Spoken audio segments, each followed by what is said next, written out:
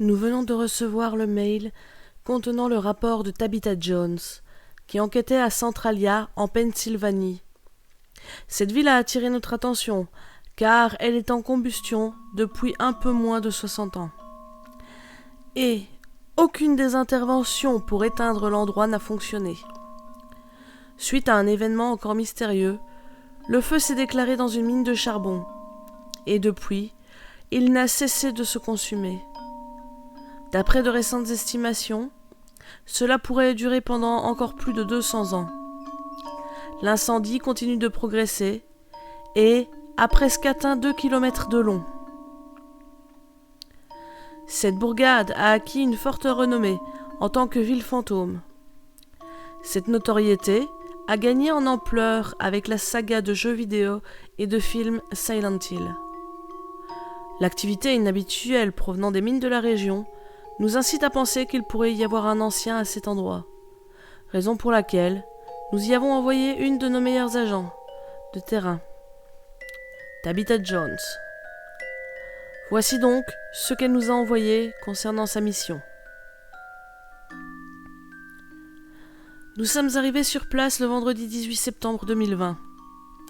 L'état de la ville est bien pire que je ne l'imaginais, en voyant les photos. Les fumées toxiques jaillissent de chaque interstice.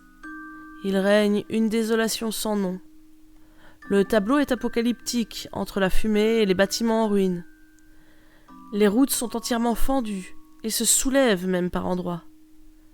Quelques personnes continuent malgré tout à rester dans la ville, mais on pourrait les compter sur les doigts. Il y a une chose que je ne m'explique pas encore, c'est le fait que l'église continue à être fréquentée. Des offices y sont encore organisés régulièrement. Note à moi-même, je devrais assister à une cérémonie pour pouvoir comprendre et observer la population locale. Il faut aussi que je trouve un moyen pour descendre dans cette fournaise afin d'enquêter. J'espère juste que les combinaisons thermorésistantes et thermorégulatrices seront efficaces. Je décide de suivre la messe du dimanche. L'entièreté des habitants est présente. Tous écoutent silencieusement l'officiant. Il s'agit d'un homme d'environ 70 ou 75 ans. Je suis interpellé par le fait que Dieu n'est jamais cité. Il n'y a pas de lecture de la Bible non plus. Juste des prières adressées au protecteur. En voici une.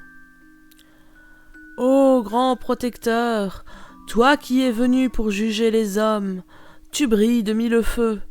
Tu nous as choisis pour nous couvrir de ton amour ardent. Nous nous soumettons à toi, et en échange, tu nous gratifies de ta bienveillante protection.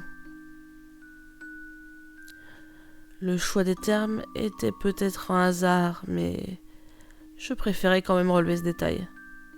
Quant aux prières qui remplacent les évangiles, je comprends que les gens d'ici ont plus besoin de prier que d'écouter. Nous avons pris plusieurs échantillons de sol et de plantes pour le laboratoire. Bien que la végétation ait repris ses droits sur le genre humain, il ne semble pas que ça ait attiré les animaux. La nuit, j'entends des bruits sinistres, mélange de crépitements, de ululements, de craquements. J'essaie d'être attentive autant que possible pour savoir à quoi m'attendre une fois dans les tunnels. Le matin venu, je vérifie une dernière fois mon équipement. J'ai ma combinaison, mon respirateur, les armes chargées avec le poison créé par le labo et des munitions de rechange. Je pense avoir tout.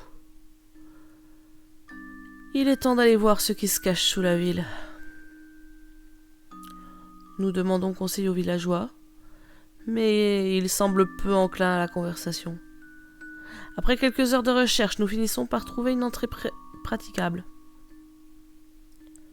Nous nous y engouffrons. Le long conduit s'enfonce profondément sous la surface. Plus nous avançons, et plus la chaleur augmente. J'arrive à la sentir à travers la combinaison thermique. J'espère qu'elle sera suffisante une fois que je serai au cœur de la fournaise. J'ai la désagréable impression d'être dans un couloir à destination de l'enfer. Les murs sont constitués de charbon incandescent.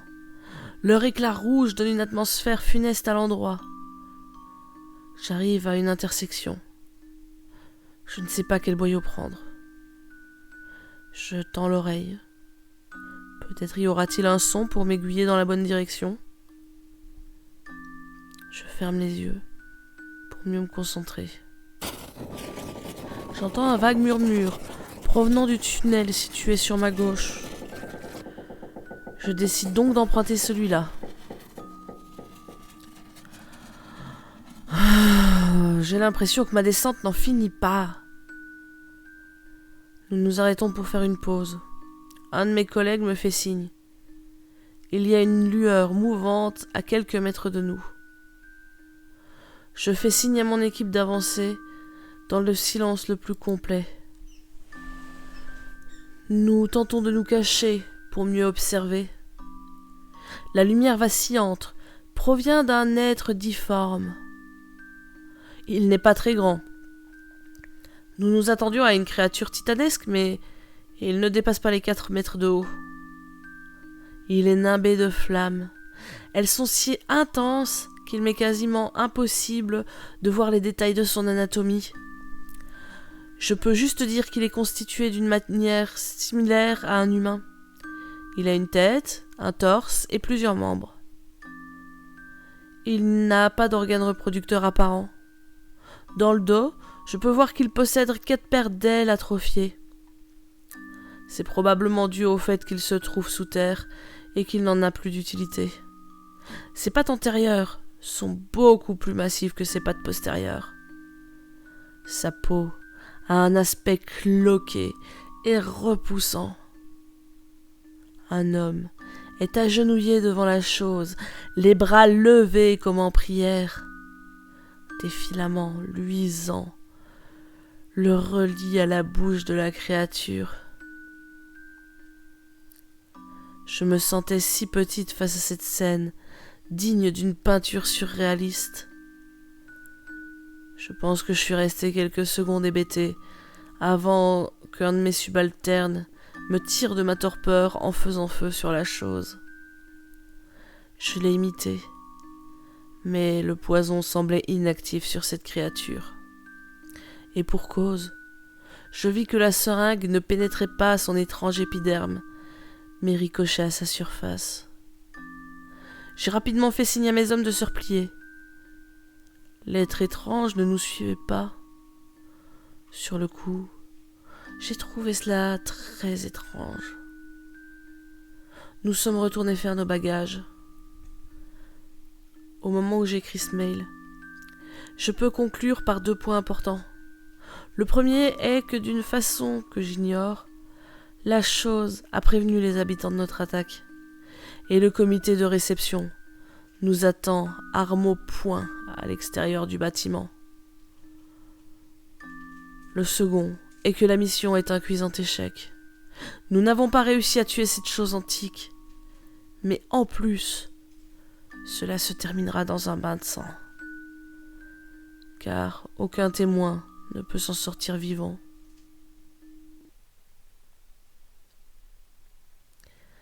Grâce au mail de Tabitha Jones, nous avons pu apprendre que les créatures ancestrales sont encore plus complexes que nous le pensions. Arriverons-nous réellement à nous en débarrasser un jour ?